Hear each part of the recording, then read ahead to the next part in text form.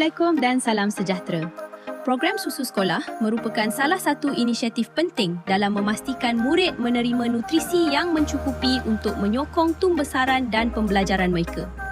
Di SK Rembang Panas, pengurusan program ini diperkasakan melalui penggunaan teknologi digital bagi memastikan setiap proses dilaksanakan secara sistematik, cekap dan berkesan. Setiap bulan, pihak sekolah menerima bekalan susu daripada pembekal yang dilantik. Sebelum bekalan diterima, guru penyelaras akan membuat pemeriksaan teliti terhadap kuantiti susu, tarikh luput serta keadaan fizikal kotak susu bagi memastikan kualiti dan keselamatan produk sentiasa terjamin.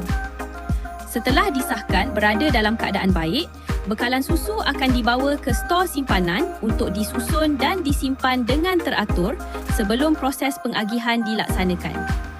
Di stor simpanan, susu-susu yang diterima disusun dengan kemas mengikut jadual pengagihan yang telah ditetapkan.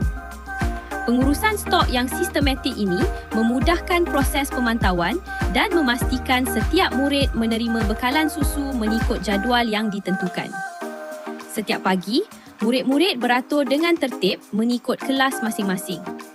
Murid bertugas akan mengedarkan pas QR Code PSS kepada semua penerima susu. Guru bertugas kemudiannya mengimbas kod QR pada pas tersebut bagi merekodkan kehadiran murid secara automatik. Data yang direkodkan akan dipaparkan secara masa nyata melalui dashboard sekolah, membolehkan guru penyelaras dan pihak pentadbir membuat pemantauan dengan lebih mudah dan berkesan. Penggunaan pas QR Code PSS telah membawa transformasi dalam pengurusan program susu sekolah. Sistem ini bukan sahaja menjimatkan masa guru, malah dapat mengurangkan kesilapan kemasukan data serta memudahkan proses pemantauan kehadiran murid. Melalui data yang dipaparkan dalam Luka Studio, pihak sekolah dapat mengenal pasti murid yang tidak hadir dan melaksanakan intervensi yang lebih berfokus bagi memastikan kebajikan murid sentiasa diberi perhatian. Sebelum menikmati susu yang dibekalkan, mereka akan duduk mengikut kelas masing-masing dan mendengar penerangan guru mengenai tata cara pengambilan susu yang betul. Pertama, tarikh. Okey, tengok tarikh berapa hari bulan. Tarikh 23. Okey. Seterusnya tengok sama ada kemek ke tidak. Ada kembung ke tidak. Okey, lepas itu cikgu nak awak tengok sama ada susu ni ada bau tak? Itu. Okey. So kita akan goncang susu. Okey, goncang. Okey.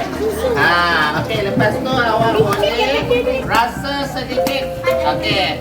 Rasa sedikit dulu. Okey, rasa sekarang.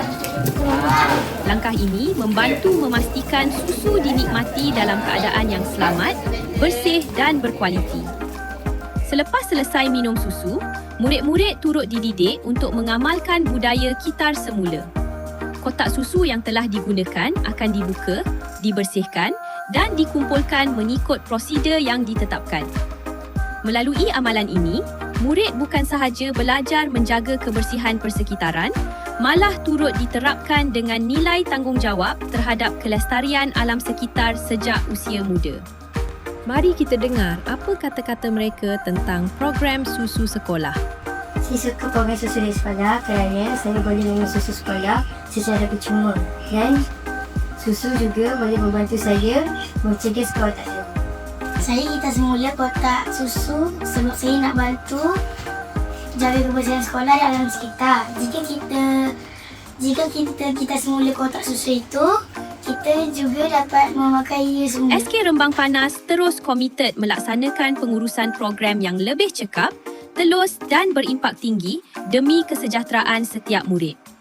Sesuai dengan tagline sekolah, SKRP, mengukir peribadi, melakar prestasi.